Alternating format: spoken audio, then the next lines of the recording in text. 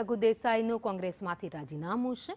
રાધનપુરથી ધારાસભ્ય રહી ચૂક્યા છે રઘુ દેસાઈ, જેમણે કોંગ્રેસમાંથી રાજીનામું ધરી દીધું છે।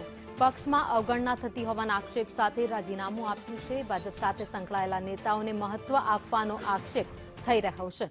વધુ અપડેટ સાથે સંવાદદાતા પ્રતિક અમારી સાથે જોડાઈ ગયા છે। પ્રતિક, પક્ષમાં અવગણના થતી હોવાના આક્ષેપ સાથે રાજીનામું। ભાવિની, રઘુ દેસાઈ રાધનપુરના પૂર્વ ધારાસભ્ય છે, સાથે જ વાવ બેઠક માટે તેમને મહત્વની જવાબદારી પણ સોંપવામાં આવી હતી અને આજથી જ્ઞાનીબેન ઠાકોરનો વિજય થયો હતો। સાથે જ ઉત્તર ગુજરાતના એક મોટા નેતા તરીકે તેમની ગણતરી થાય છે અને આ રઘુ દેસાઈ દ્વારા ફરી એકવાર રાજીનામું આપવામાં આવ્યું છે।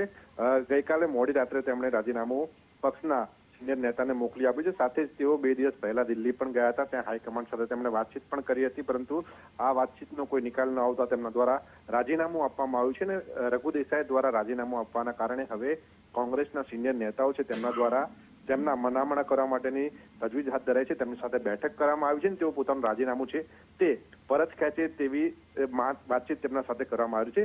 સાથે જ રઘુ દેસાઈએ જે રાજીનામું આપ્યું છે તેનું મુખ્ય કારણ એવું તેમણે સામે આપ્યું છે કે કોંગ્રેસ પક્ષમાં ભાજપ સાથે સંકળાયેલા કેટલાક નેતાઓ છે તેમને વધારે મહત્વ આપવામાં આવી રહ્યું છે અને આ જ કારણથી તેઓ પક્ષમાંથી રાજીનામું આપી રહ્યા છે અને આ પ્રકારના આક્ષેપ ભૂતકાળમાં પણ અનેક વખત થયા છે। ત્યારે વધુ એક નેતાએ આ પ્રકારના આક્ષેપ સાથે રાજીનામું આપ્યું છે। જો કે હવે સહપ્રભારી સહિતના સિનિયર નેતાઓ છે તેમના દ્વારા રઘુ દેસાઈને મનાવવામાં આવી રહ્યા છે અને તેમની જે નારાજગી છે તે દૂર કરવાના પ્રયત્નો થઈ રહ્યા છે। જો કે નારાજગી દૂર થાય છે કે કેમ તે થોડા સમયમાં જ ખબર પડી જશે।